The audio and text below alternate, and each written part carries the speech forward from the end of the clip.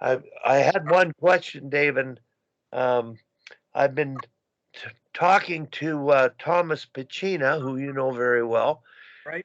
Thomas is working with the Maple Leafs now, living in Prague, and he's in charge of their draft choices that are playing in Europe and monitoring them, following them, spending time with them on the ice.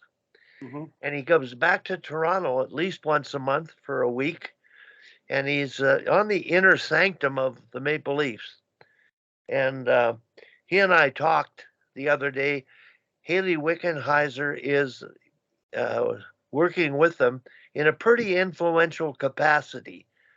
She uh, she really is a bright young lady who is still practicing medicine in emergency, which allows her the flexibility to be very hands-on inside the walls of the Maple Leaf Association. So Thomas now working with them, and he's observing. Here's a team with extreme talent that hasn't been able to achieve the success given that talent that it should. And that seems to be the challenge in the NHL is you get the high salaried players. They're going to play all situations more often than others. Uh, they're overplayed to the extent that the other players don't feel a part of the team. And how would you deal with that today? Because I don't think you had that discrepancy of salary and talent that they seem to have existing today, and you have to build a team to win a championship. Well, that probably is the biggest challenge a coach has in the NHL now. I don't think it's technical. I think you've got a large coaching staff. You've got all kinds of, uh, you know, information available to you. You've got people giving you a lot of good ideas. One of the biggest problems now for an NHL coach, there's just too many people giving you too much information. And at times, that's where the overload takes place right there. But to answer your question, um, that's a skill. That's that's what the best coaches. That's what the most successful coaches in the NHL do. It's not their tacticians. Their interpersonal skill with their players is good. Like they make players that aren't in the central core in terms of talent and money, they make those guys really feel very important. Like if I'm coaching the Toronto Maple Leafs, I can spend a lot of time if I want top 8 or 9 guys. But if I spend a lot more time with the guys on the peripheral, they're going to be the difference makers.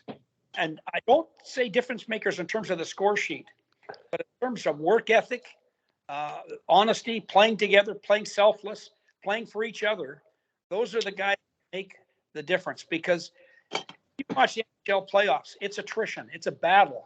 You got to remember, you only play the league games to get into the playoffs.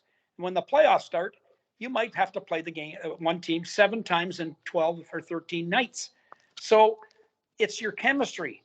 It's the old expression that Wayne Halliwell used to do. It's see it, appreciate it, acknowledge it. If that exists within your team, that helps the players that aren't getting paid big money to get some perks, to get some attention. And that's what coaching's about. It's the interpersonal skills of an NHL coach now and a staff, not just a coach, but a staff. That's really critical. Like, I don't think any team is that superior to anybody else tactically in terms of what they do. But I've worked with John Cooper at the 2017 World Championships. He uses his staff really well. He's a bright, intelligent guy. He makes sense. He can be a little bit sarcastic at times, but he's a really good coach. And he spends a lot of time on the interpersonal part of his job. Not tactically, he knows what he's doing, and they do it well. But his team is very collective, connected, and that's why they're so successful.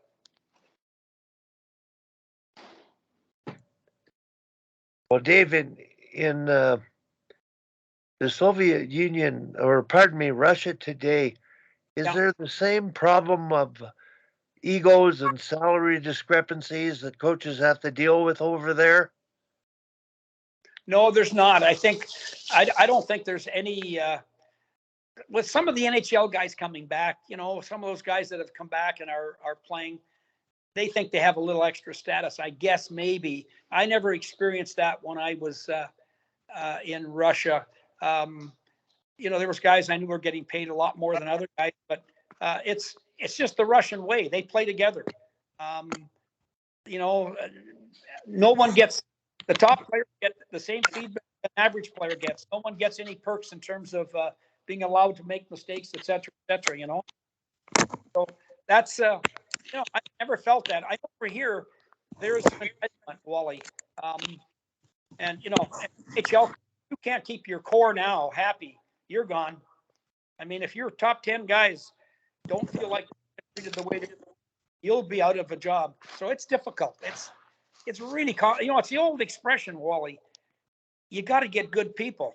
I mean, if I'm going to pay somebody a huge amount of money, he better be the right type of guy, and not just the skill. But I better make sure that I know this guy is going to play for the team and going to be a guy who, can see a bigger picture than just his own personal picture. It's really hard. That's handling people, working with people, helping people be better. That's the key to coaching. But we have a large enough coaching staff who should be able to do that. Well, the more people you've got, the more communication you need, and quite often, there's too many cooks in the kitchen. Wally, that's true. Now we have so many consultants. We have so much data coming down to us. Like I remember my last couple of years with the Coyotes, Tipper would be between periods. He'd dash into the office, get on his computer, get the analytics he needed, and that was it. We never talked. And I remember seeing them, Tipper, I know there's some analytics here, and they're important stuff, but let's